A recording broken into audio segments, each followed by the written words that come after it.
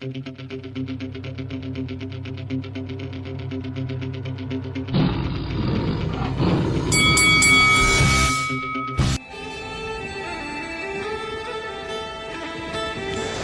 is Faisal Khan for Lights Out in association with Shamrock Boxing. I'm delighted to be joined by Ishmaeel Aziz. Ishi, how you doing? I'm good, thank you. How about you? Very good, thank you for asking. 3-0 now. Your debut year start was last year. Can never forget your first fight, that astonishing knockout. Then 2 points decision wins after that. Sum up your first year as a professional career. My first year so far is going good in that. Still getting adjusted to the professional. The amateur and professional is very different. Still getting adjusted and stuff, but alhamdulillah, it's going good. Has it changed your life in any way? I mean, how difficult was it jumping from the amateur to the professional? Because I believe you were supposed to stay at amateur level for a little bit longer, but then they sort of like asked you to move up to professional. Yeah, it's very hard. It was a big change, because now I'm training twice a day. It's a massive step up. The training's harder, everything. Overall, it becomes more intense now. You're 3-0 now. You know, 2020 is a massive year for yourself. What is the target for you this year? Keep fighting and keep winning, to be honest. So that's what I really know. Have you sort of like perhaps maybe got the southern area in your mind, thinking of going for your first title as well? All the belts are my way. All the belts. You know, another good thing is, you know, you're a local fighter as well. I know how massively the sport is growing. The sport of boxing is growing in Luton. You know, what your sort of path in professional boxing, what do you hope it does for the community of Luton?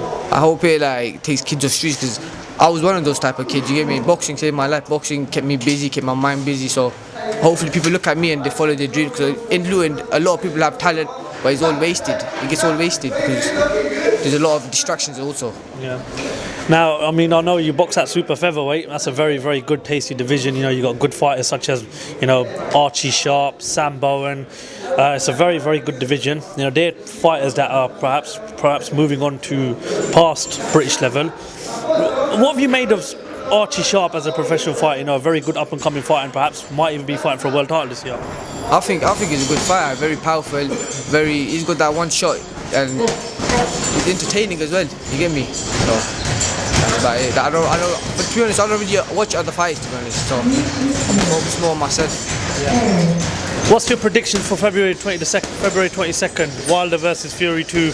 A massive fight, probably one of the biggest fight the heavyweight division seen in a very, very long time. You know, who've you got winning that fight? I got Wilder winning that fight. You see Wilder beating Tyson Fury?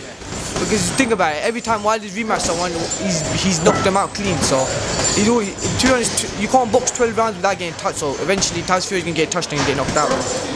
I want to get your thoughts on something. I watched the debate last night that they had on that fight. It included Paulie Malignaggi, John Rawling, Steve Bunce, Tyson Fury's dad and David Haye.